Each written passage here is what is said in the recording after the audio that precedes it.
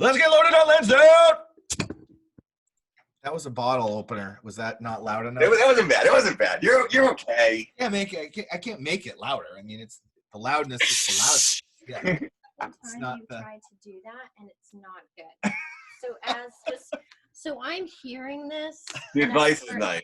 So I heard it twice, and I get it, but you gotta nix it. Gotta do the can. I gotta do the can. All right. Okay. Thank you. Hi, Andy. Hi. So that was my wife's first appearance on the pod. Great. Jenny. The real executive producer. Yeah, exactly. So welcome to episode number 82 of the Loaded on Lansdowne Boston Red Sox baseball podcast. I'm your host, Mark Jacaris. Alongside me, virtually as always, is Andrew Andrews. And Andy, I want to say this. I want to start out by saying this. Friday night, when I sat down to watch the game, I came in at about the second inning because my son had both my sons had baseball Friday night. I sat down and I watched the game and I absolutely loved it. I mean, it felt great to be there. Felt great to be watching. I mean, it's weird without fans, of course. But just Friday night, feet up, beverage in hand, watching a baseball game that actually mattered. It was awesome. And it ended Friday night because the Red Sox had, look, obviously you could have gotten swept and that would have made it exponentially worse. But pretty much that was the worst case scenario. Against a team like Baltimore, this is kind of like the equivalent of a sweep. You know what I mean? It can't happen. Right. It's like when you play soccer and some ties feel like a win and some ties feel like a loss. You know what I mean? It's the whole weekend just seemed lost and what happened on Friday, which we're going to get to in a minute, was just totally eradicated, diminished, wiped out, whatever you want. People were laughing online. Do you think Baltimore, will they even win a game? Maserati was talking about, could the Dodgers go 60 straight games? And I tweeted him that, who do you think the Orioles will lose more games than the Dodgers will win? Just like the Orioles are so bad. And, well, they're better than the Red Sox right now. Yeah, I mean, it was brutal to watch the last two games. Yet we're recording this on a Sunday night, of course. So I watched pretty much all of Friday. I was in and out on Saturday. It was hot. I was at a pool, so I was kind of like in and out watching, just kind of had it on in the background. What's my cat doing over there? And then today's game I watched up until the 6th, and then I was like, enough. What are you doing? Yeah, enough with this. So I watched full Friday and Saturday. Today I caught the end of it, unfortunately, and it was brutal. So the first night they get 17 hits and 13 runs. The rest of the series they get 16 hits, and only 4 runs in the final in the final 2 games. So. And a couple runs during garbage time too, so not even. Yeah, I mean, it was brutal. So it's a case where I kind of think back to like 2011. It's a case where if they don't mash, they're not going to win. And wait, I do have some good news. Yes, I was looking online for the rotation, right? And tomorrow's the 4th game of the season, and I don't really know who this guy is. But he must be really good because he's starting the 4th and the 5th game. I don't know his name. They only use his initials. Is it Tiba? TBA? Oh yeah, Tiba. He's good. Is that who's pitching in the 4th game of the season and the 5th game of the season? Is that's who their starting pitcher is, right? Yeah. Tiba signed a 100-year, $3 gajillion dollar contract with the Red Sox in the offseason. Freaking Floyd. Tiba might lead the season. Might lead the team in starts this year. He might. I can see that happening, considering that. First of all, Westner texted me today. He's like, the Red Sox are bad, and I said, "Oh, they're bad." I said, "They are bad. They are going to do their hitting, but newsflash to anybody in baseball: if you do not have a halfway decent pitching staff, you are going legitimately nowhere. Too And bad too. 'Cause of all he looked good, it's going to be a waste of a good season for him, I think. yeah, and here's the thing. In December, and this is what I texted Paul back. In December, our starting rotation was Chris Sale, David Price, okay, Yep. Erod, Nathan Eovaldi, and then there was then Martin Perez. That was your starting five. Very formidable, very competitive. Now with Erod out indefinitely with this COVID, I guess he got it pretty bad. It does not sound good at all. No, like I hope he doesn't die. Like I'm not even joking. It gets scary when they're not, like when someone's feeling good, they'll give you specifics like, oh, he just has a little sore throat, or you know what I mean? When they're not giving any specifics about how he's feeling, that makes you worry. Yeah, and I know when they first had mentioned they were holding him back, they did say that it was just for his health and precautionary, but it's making it sound like he's going to be out for a while.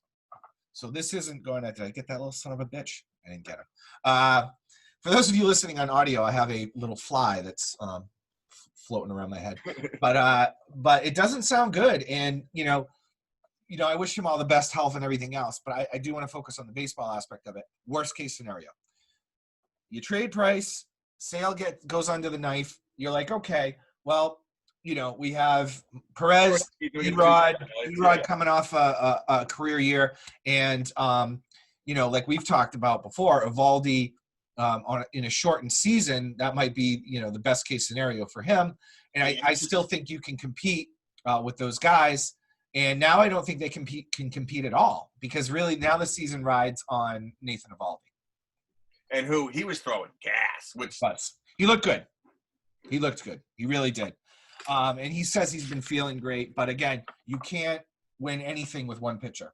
I mean, no. So, opening night, big game from. It was nice to see some of the new guys contributing. So Kevin Pillar, who by the way, I didn't look up his numbers against the Red Sox when he played for other teams, because he did play for the Rays for a while, and I think the Blue Jays rather. I just remember him crushing the Red Sox. So to have him on our side, it's like one of those things that's really good. So he had 3 hits, 3 RBIs. He made a nice catch. What a catch. Great catch, which shows that, he can play the outfield defensively as well. I loved the pickup when they got him. I actually really like him as a player, always have. My only problem with him is, and it's really not his fault, the Red Sox, they got to stop with this. So now we've had Pillar, and they've also had Millar on the team, and they've had Miller, and they've had Mueller. It's really getting too confusing for me. Yeah, I probably think because I'm like I kept thinking they were saying Millar. I'm like, he's not on it. It's really too much. He's like 55 years old. Yeah, it's just I can't. They got that name family is done with the Red Sox. I was thinking about that today. Like, what are the chances? Like, you have a dude named Kevin Millar, and then like your last name is Pillar, who is also named Kevin. Yeah, it's. What are the chances? I don't know. They're not helping the fans. You want people to be invested and know who everybody is. It's getting confusing with this last name. I mean, what are we gonna have, a Kevin Killar? Kevin Billar. Enough is enough. That's it. With the Illars. No more Illars. No more Illars. Jose Peraza, of course, the new second baseman. I like this guy. He looks good in the field. He looked good at the plate. 4 hits, 2 RBIs. JD Martinez, of course, 3 hits, 3 RBIs. He looked good. Jackie Bradley looked phenomenal. We talked about this a couple podcasts ago. I think a shortened season is Jackie Bradley's best friend. If he can, he tore it up pretty much all weekend. But he had 3 hits, 2 RBIs in the opener. Eovaldi goes 6 innings, 5 hits, 1 run. You cannot argue with that at all. I thought he pitched well. He was throwing gas. He was hitting the spots. Did you notice the uniform change? Did you hear all about that? What do we got? Where Eovaldi.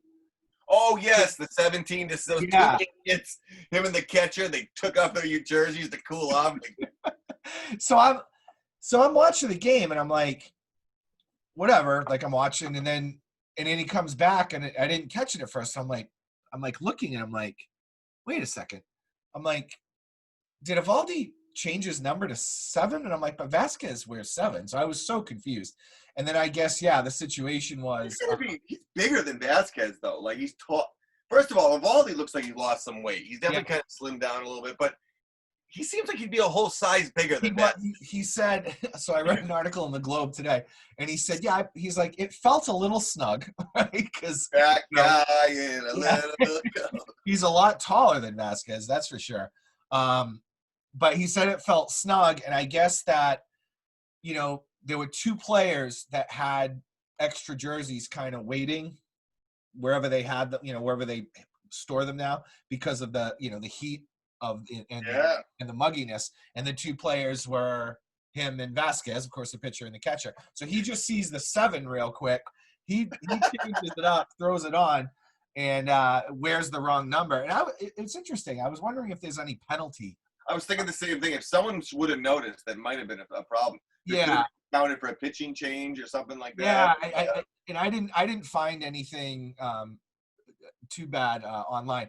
I remember it kind of reminded me of this funny story though. I want to say it was definitely in the mid to late 80s. There was an all-star game, and do you remember? Whoops, hold on 1 second. You still got me? All right. Something weird just popped up on my computer. It just popped up. I don't know where it came from.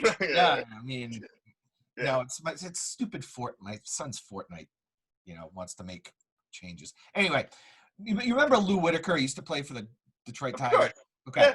So I guess like his luggage didn't come in on the plane, and they had to go to a he wasn't going to have his uniform in time for the game. So they had to go to like a sports store. Just buy him a regular shirt. And buy like a Detroit Tigers, one of those fake uniforms. It doesn't have the it buttons down, but it doesn't have the raised embroidery. And it was the 80s, so it was all polyester. Yeah, it's all polyester. It's like it's already printed on there. And then they had to take a Sharpie. No. He had to take a Sharpie, and he was number 1. Luckily, he wasn't like some intricate number. He was number 1, so they had to just do a Sharpie number 1 on the back. And I'm looking at this, and I'm saying, "Wow, Lou Whitaker's uniform number looks terrible." And now we know why. Speaking of looking terrible, the Red Sox in Game 2. Oh, yikes! So the next game is Saturday. Verdugo started. And he looked pretty good. 3 hits.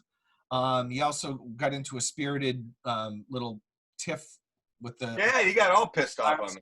Yeah, I guess it was. He went over to talk to the third base coach, and he was standing on third base, and like the umpire. Yeah, the umpires told him to get back to second base, but he didn't like how they asked him. Like they were really condescending to him. Was he trying to steal a base during the pitching change? Yeah, well, even if he was, it wouldn't have counted. I mean, they would have figured it out eventually. Someone would have protested the game. It's crazy that he thought if I like to think he was just standing there, but if he really thought he was going to get away with this, like that's well, the last thing the Red Sox need is more cheating bullshit. Exactly. I was get over to second base and do what you're supposed to do. But someone on the interwebs said that they liked the fact that he was. I think it was Steve Lyons. Actually said that they kind of liked the way he was all fired up, and I'm watching him. He made a nice catch today in the outfield. He looks pretty good. Early returns on him is I'm kind of digging his vibe. He's almost like the anti-Mookie Betts. Mookie was super reserved and polished, and he seems like he's like more of a David Ortiz, Manny Ramirez kind of flashy guy, and I think the Red Sox kind of need a little bit of that. 4 outfielders isn't a problem. Yeah, we'll talk about that later. Yeah, we will. So Martin Perez was horrible. He goes 5 innings, gives up 5 earned runs. I didn't know what to expect. It looked like he was just throwing back. He looked like like Baltimore's pitcher Friday night. Yeah. was awful. He topped out at 86. I mean, I couldn't believe that's who they went with for the first night. You know what I mean? Mm-hmm. But Martin Perez, I mean, not much more. Well, yeah, I mean, Alex Cobb, who pitched for the Orioles, has had pretty good success against the Red Sox because he used to pitch for Tampa. He's 8-6. I mean, the ERA is not eye-popping. He's got a 3.73 ERA against the Red Sox, but you figure that. Think about those Red Sox teams that he's faced over the past 10 years or however long he's been pitching. To have a winning record against those teams is pretty impressive, considering he was facing Big Papi, he was facing Mookie Betts, and his team buckets, yeah. I mean, he's got a pretty good record against them.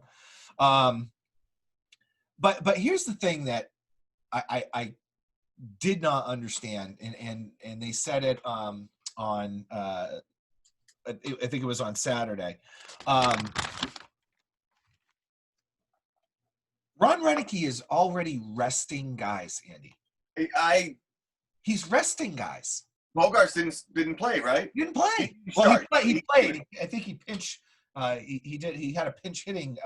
It's kind of like, dude, and I'm glad you brought this up. It's a 60-game season, and they have two days off, like either next week or the week. I don't think it's this coming week. I think it's the week after. They have the Monday off and they have the Thursday off, dude. Don't we kind of get our best lineup and we keep rolling our best lineup? As long as everyone's healthy, we keep rolling them out until we're out of this thing. I mean, I don't. I get it during a normal year when you're starting in late March. It's freaking cold. It's cold. Exactly. Right. It's cold. You got a marathon in front of you. Your Caribbean guy's fingers can fall off if it goes below 40. I mean, I believe that's science. So yeah.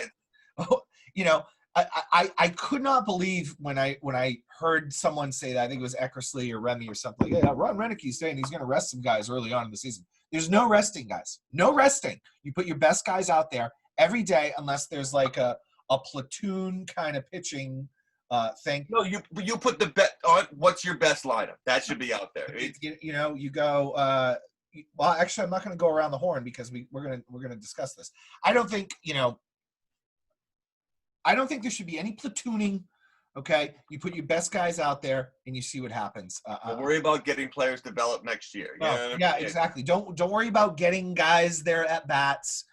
People are going to get hurt, and if you want to rest a guy, can we just establish a couple of wins first? Can we see what we got here and establish some wins? See who's what's happening. It makes me worry.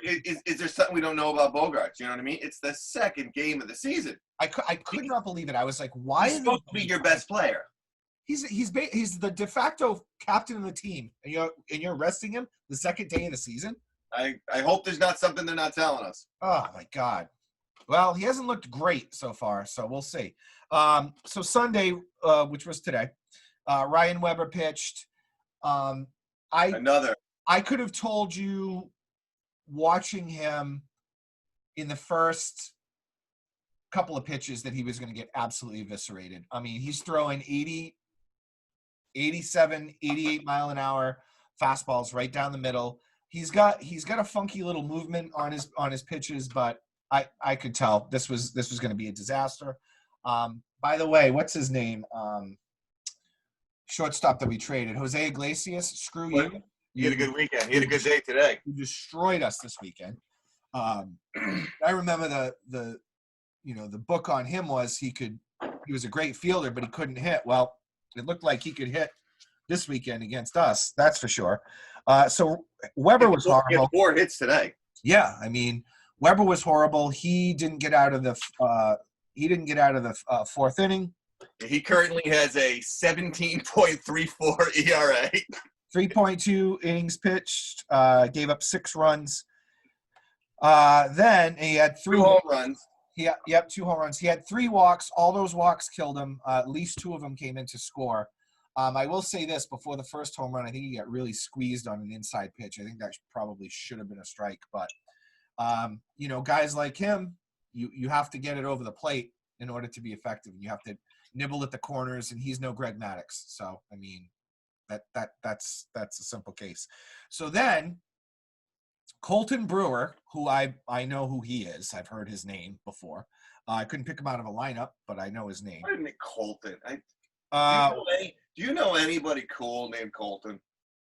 No, if you're named Colton, you're automatically, even if you're not from Texas, you're automatically the quarterback of a Texas high school football team. Yeah, see, I picture someone wearing like boat shoes without socks. You know what I mean? Just like more of a Chad and Brad. Kind of a Kennedy thing going on. Yeah, you know what I mean? With his Nantucket colored shorts and the Nantucket sweater. Red. Yeah.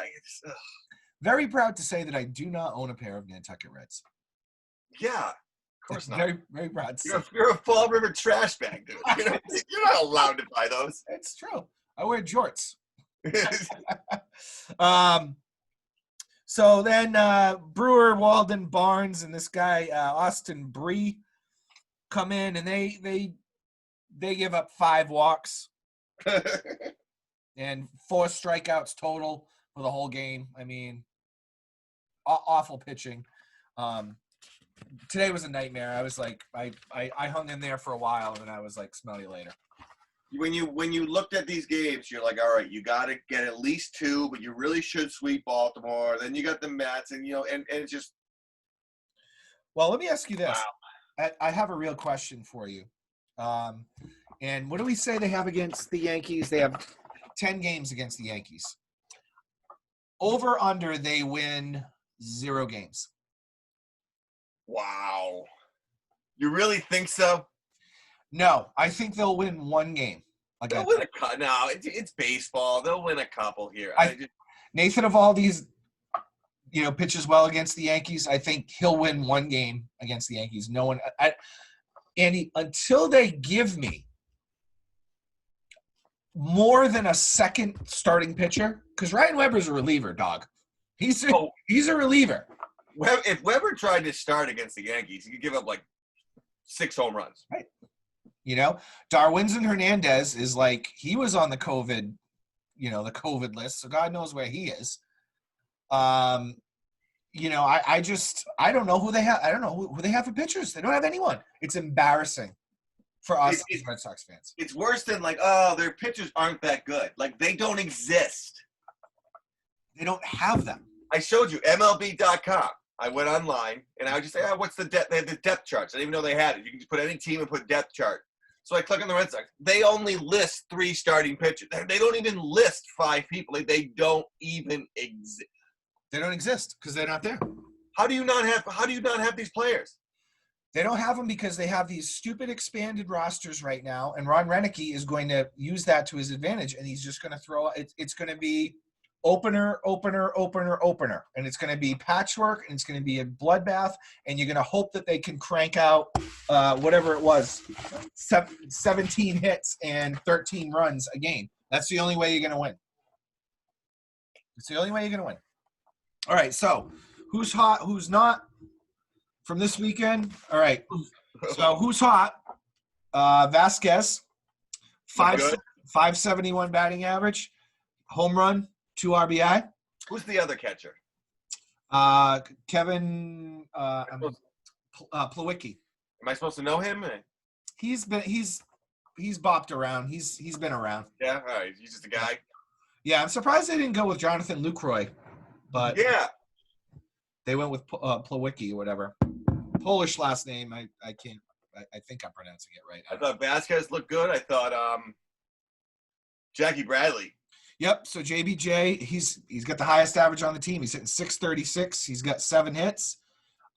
Looked great. Made a couple of great defensive plays. For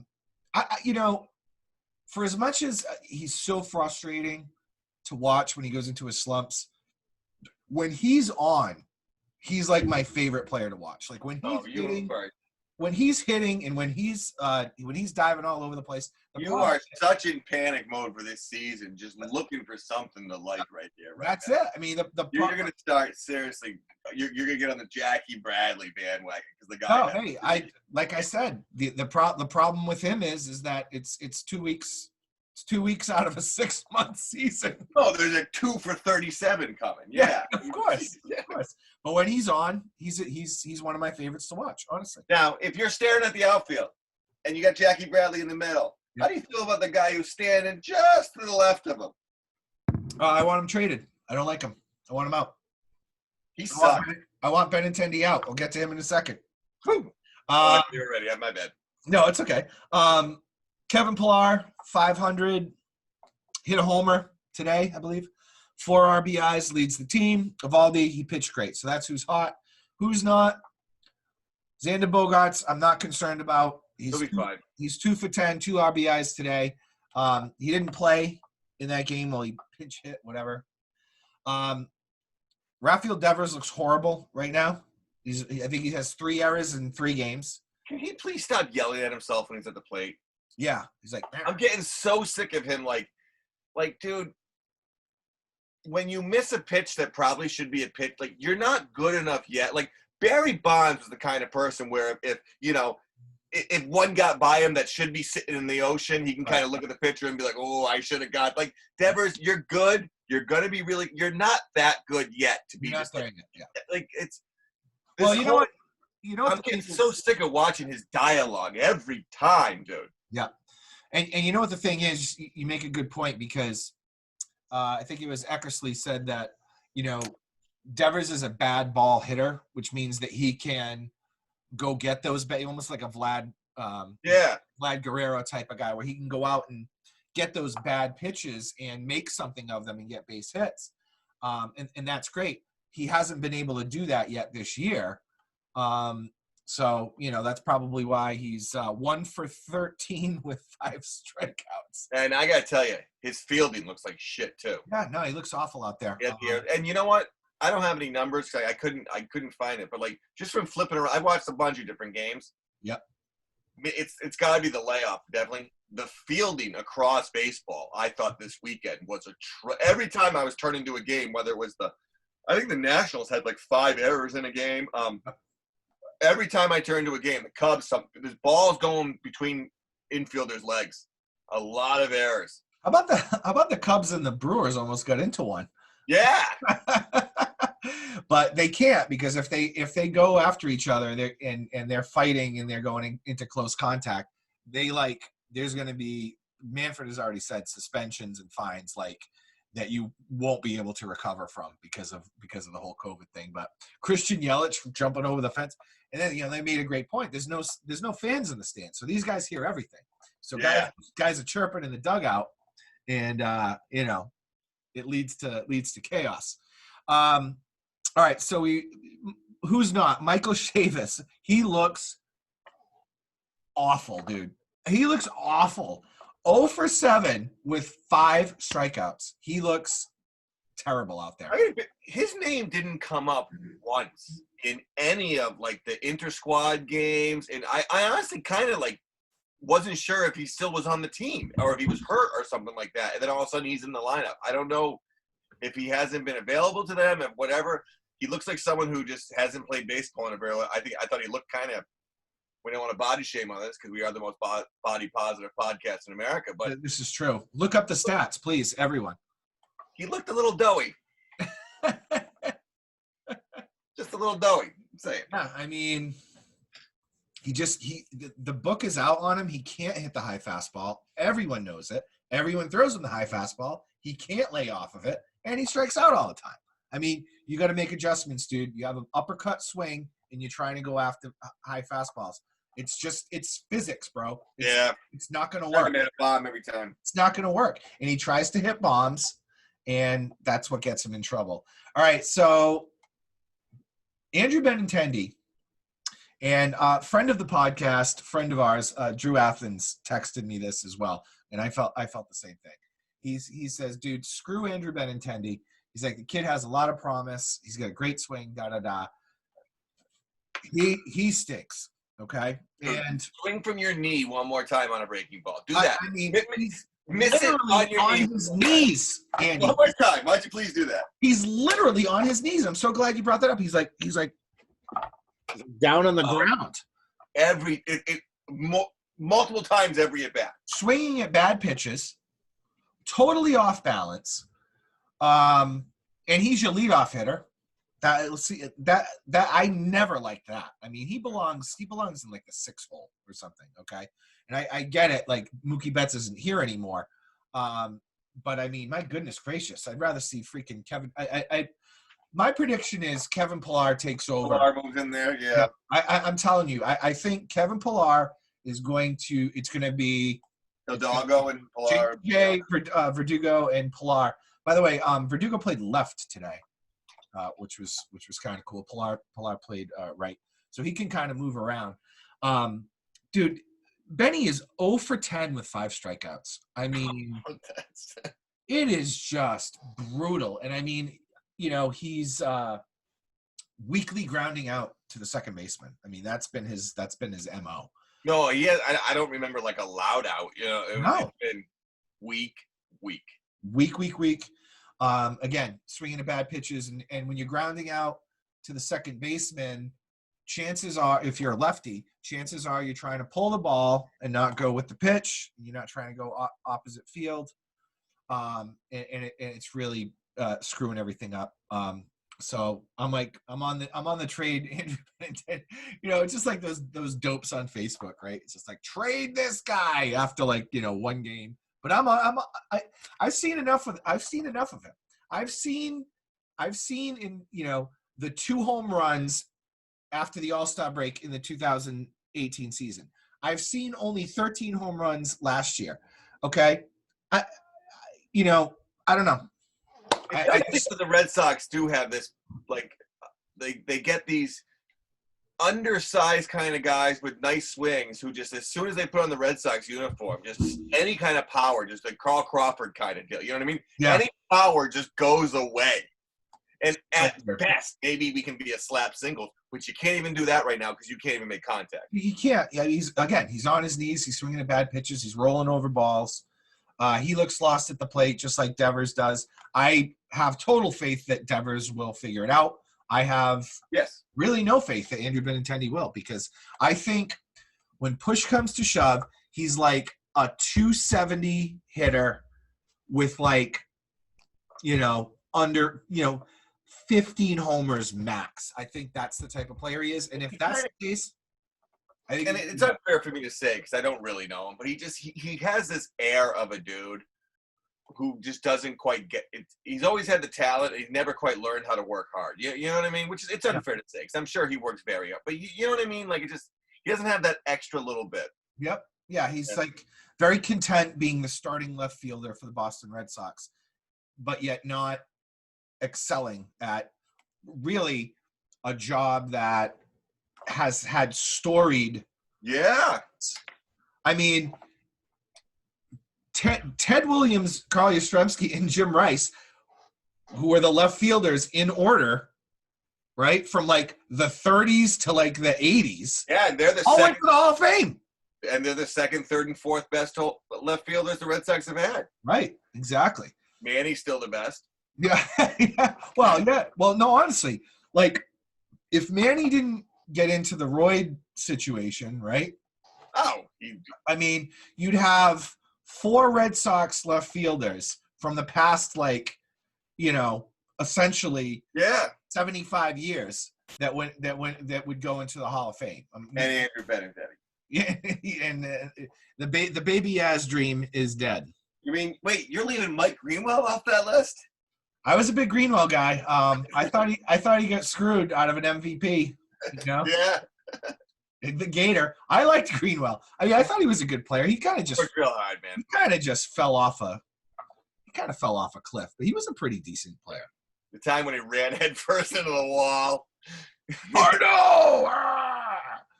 Have you go to Florida a lot? Have you ever been? Do you ever go to his? Well, this was his Gator World. No, yeah, I have. Yeah, I have been there several times. Oh God! I got family down there, and they serve beer. I don't remember, but it's closed now, and that was a travesty to me to lose the Greenwells when I went down there. But you know, there's batting cages and arcades, and the place was a dump. I loved it. Florida trash. Yeah. So in other baseball news, Mookie Betts will not be a member of the Red Sox ever again. He will not be a member of any team ever again, presumably, as he signs a 12-year, $365 million contract, which is the second highest in. That starts after this year's 20-something million, yeah. Right, which is the second highest in baseball behind Mike Trout's recent extension. He's 27 years old. He will be 39 years old when the deal is done. Currently, he is hitting 125, and he's 2 for 16. Andy, what do you got on this contract? I mean, it's another contract in baseball that it's one of those things where you got to make the. I think if you're the Dodgers, you traded for the guy, you have to sign him. If you don't sign him, David Price doesn't play this year, and then Mookie Betts leaves, and you lost two pretty decent players. No. You lost that trade bad. So you brought him in to sign him, so you got to do it. It's just that's where baseball is, and listen, he's an exceptional player. Yep. He made $65 million more than the Red Sox offered him. And to all you haters out there that are like, it shouldn't be about the money, an extra $65 million ensures that his great grandkids will never have to work again in their life. Dude, he told the Red Sox he wanted $420. Yep. Which is just like, because everyone's like, the Red Sox didn't. He told the Red Sox he wanted $420, which meant you guys. Is he a big weed guy? Is that why? No. But Maz was talking about this. Like, if you stay because that's where you want to be, and the value is where you want to be, so you take a little less. If you're asking for top market $420 million from the team you're already on, it means that you're not going to be there. It is what it is. I'm not saying he wanted to leave. I'm not saying he hated Boston. I'm not doing that stuff. But he was going to take whoever gave him the most money. Right. And I think in his mind, because of COVID and stuff like that, I think he thinks he took a little less.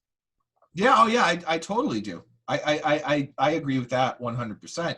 And I think there's only two teams that probably could have done a Mookie Betts deal: the Yankees and the Dodgers. The Dodgers had that huge mega TV deal a couple of years ago, which is why they are, they're spending, they're like a drunk guy, at a casino or whatever. They're just better fucking figure it out and win. Yeah, well, they got to win pretty damn soon. Dave Roberts got an extension. So, I mean, they like what they have. They just got to – He steal a base once. Yeah, he did. He stole a base once. All right. Baseball expanded its playoff field to 6. Well, here's the deal, just to preface this. No matter how bad the Red Sox are right now, I still think they're going to get in the playoffs. Okay, I don't think they're going to get in the playoffs. They have to go 500. I think 500 right now with what you're about to bring up, as you're saying, the extended playoffs, 16 teams in the Major League Baseball playoffs. More than half the teams. Yes. Which I love. I love that. Dude, I would be all for 100-game season, 16-team playoff, or just like any other sport, 82-game season, 16-team playoff. Yep. I would be all for that. They only got to go 500. I can't wait to see how it plays out. I think it's going to be super interesting.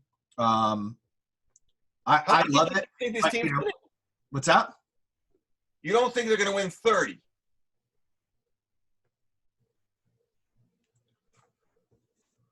That's a big silence right there, my friend.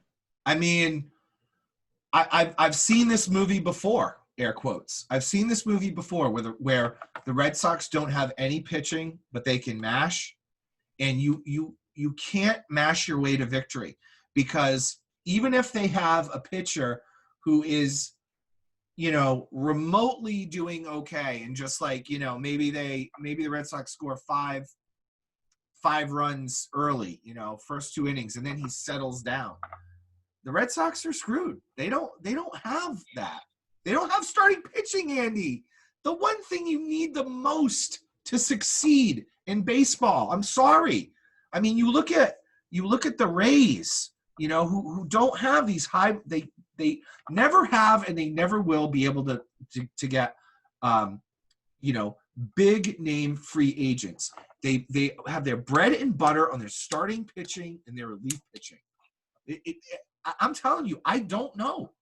I mean, can they go 30-30? Yeah, but I think 20-40 is a real possibility or whatever. Oh, if this team doesn't make the play, you're a big market team. That's inexcusable. You shouldn't have to. A team like the Boston Red Sox shouldn't have to tank in order to get things back in order to figure out things. I still don't understand this offseason, how they just did nothing. I know. They did nothing to address. Martin Perez was it. That's what they did to address starting pitching issues, knowing full well they were going to trade David Price. And that Sale's arm was holding on by a broken and they were waiting. They were like, let's, fingers crossed. Let's try to get Sale some starts. Maybe he'll be okay. The second COVID hit, he went under the knife because they knew. All right? Wild. So they knew.